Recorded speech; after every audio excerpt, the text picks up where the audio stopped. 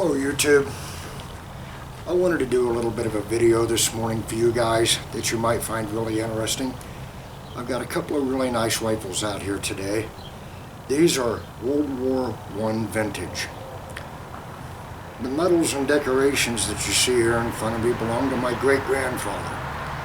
He served in the United States Army during World War I, and he served a little bit longer after World War I until the time of his discharge.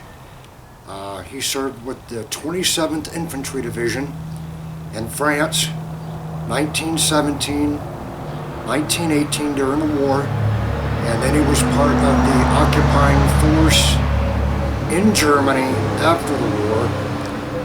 He came back home April 3rd of 1919, and he paraded down 42nd and 5th Avenue in New York City in a ticker tape parade. Some of the items that I have here in front of me are some of the rifles that they used.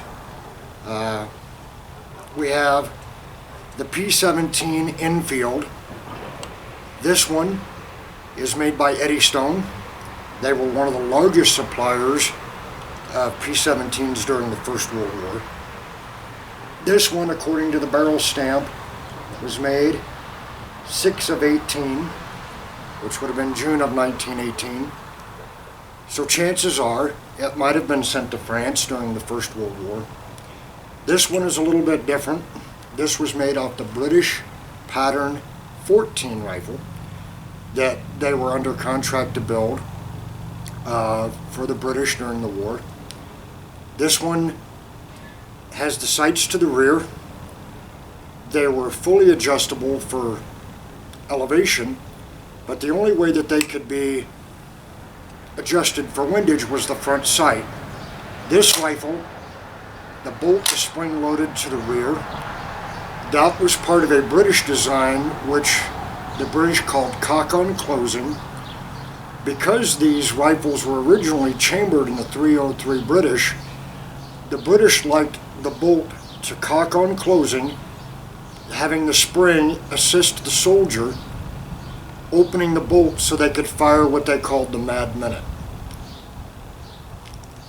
The other rifle I have in front of me, for those of you that may know, this is the 1903 Springfield. This one too is chambered in a 30-06. This one was produced January of 1918 according to the mark on the barrel. This rifle has not been refurbished. It has not been reworked. This one, you can tell the difference between the 03 and the P7 Enfield was the 03 Springfield had the sights out further on the barrel. Same type of ladder configuration sight. Difference is this one, you turn the screw up front, the rear sight would turn left to right for windage, compared to the P17 Enfield where they had to drift the front sight. Both of these rifles are 30-06. They both saw heavy use during World War I and World War II. This particular rifle, the 03 Springfield, was borrowed by me from a buddy who I'd like to give him a real big shout out to. He has 2 of these rifles, and he urged me to do a video on them, which I am going to do, and he made me promise when I was done with the video I gave the rifles back. Well, he has 2. Maybe I can talk him out of one. The other thing I have in front of me, this is the M1917 Bayonet, a model 1917 Bayonet. This one was made by Winchester. It is stamped 1917. It has the ordnance proof mark and the U.S. flaming bomb. If you can tell in the video, this bayonet's a little pitted. It has seen a lot of age. I do have the sheath for it, and it is leather. It is patterned after the British pattern. And also in front of me I have a replica dummy fragmentation grenade. what I was going to do was talk to you a little bit this morning about these two particular rifles. There's a lot of controversy about them. One said that the 03 Springfield was more accurate than the P17 Enfield. I don't know about that. But the one thing that I would like to make clear is there were more model 1917 .30 caliber rifles produced than there were the 03 Springfield. Sergeant York, Congressional Medal of Honor recipient, is claimed to have used a model 1917 during his escapade where he received the Medal of Honor by capturing over 240 German prisoners in an hour. Due to his exceptional marksmanship, he managed to kill quite a few German adversaries in a bayonet charge. I believe there were 7 of them. They jumped up out of a trench, came out of him, 7 of them, bayonets fixed on the end of the rifle. He managed to kill all 7 of them at a distance of 30 yards by using a model 1917 Springfield rifle. There has been a lot of controversy over that. Some say that he was using the 03 Springfield. Some say that he was using the model 1917. I have a tendency to believe he was using the model 1917, and the reason for that was there was more of them produced, there was more of them sent to France, and when he referred in his diary to the rifle that he used, he said he was using the British pattern rifle. Well, if that was the case, that would be the model 1917. The thing that I find that's very interesting about these rifles is they are very, very accurate. They are not given a lot of credit where credit is due.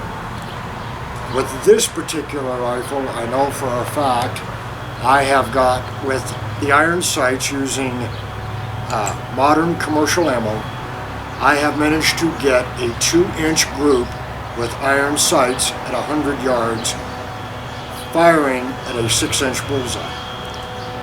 Now people say, well, that's not very good. Well, very good considering what? These rifles were built to do a job. They did them quite well. Both of these rifles weigh about 8.5 to 9 pounds. The model M1917 has a 26-inch barrel.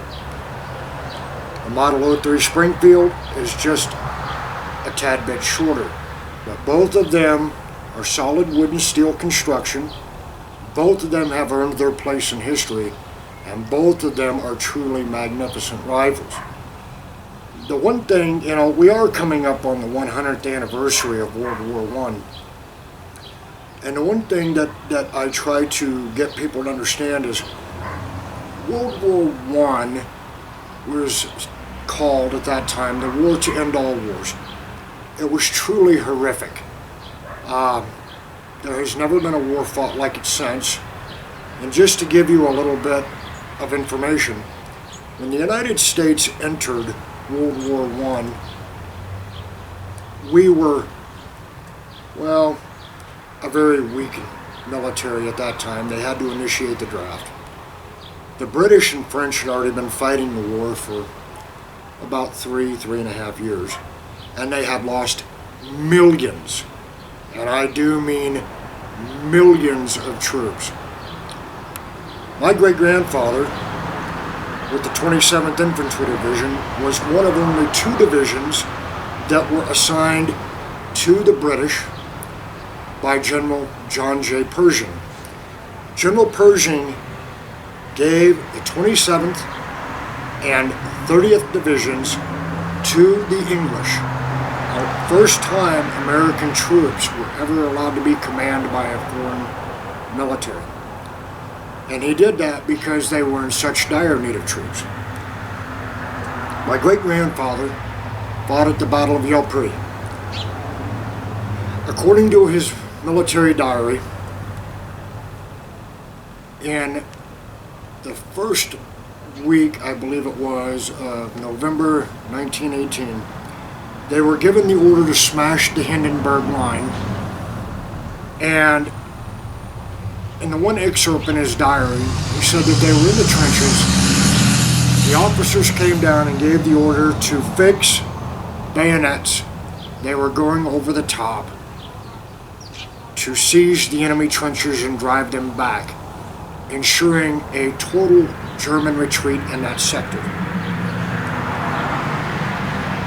He was served in the 107th Regiment, Company M, and he said that about 8 o'clock in the morning, the artillery barrage had lifted on the German trenches. They fixed the bayonets on the end of these rifles. They went over the top. They had to cross about 200 yards of what they called no man's land, which was barbed wire, shell-ridden, raked with machine gun fire. And he said within a few short minutes, half his company was either dead or wounded. Now, they did this on a regimental level, so you're talking thousands of troops, and I could not imagine going over the top through a barbed wire strewn area for 200 yards in full view of the enemy, facing artillery fire, mortar fire, and heavy machine gun fire coming at me from every direction. I just could not imagine that. But he did it. He was wounded. He survived the war. But it was truly horrific, and I'm not going to go into a lot of specifics about World War I. Anybody wants to know, they can look that up on the internet. But what I did want to do is just bring these rifles to mind. They are very nice. And the other thing I wanted to do, this is the shoulder patch of Orion's Roughnecks, 27th Infantry Division. He got the service class for Yale Pre. He later put the battle star in it because during World War I they had service clasps. After the war they changed them to battle stars. He got the state medal from the state of New York. And he also received the French Croix de Guerre. Now there's various levels of the French Croix de Guerre. You have the French Croix de Guerre with palm, French Croix de Guerre with star. I've seen them with multiple palm leaves in them. Very different. Also, I have his dog tags at the bottom, which are a lot different than the ones I use today. An original 1918 45 ACP loaded cartridge and a 1917 loaded 30-06 that he had managed to bring back from the war with him.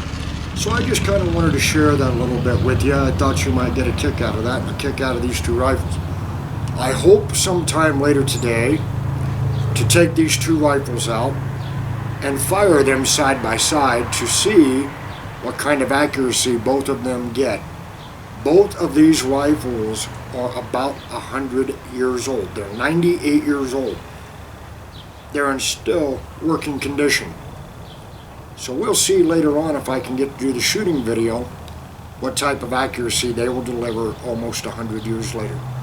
If you have any questions or comments, please put them at the bottom of the video. I kind of really enjoy doing this for you, and I'd like to hear a lot of your input.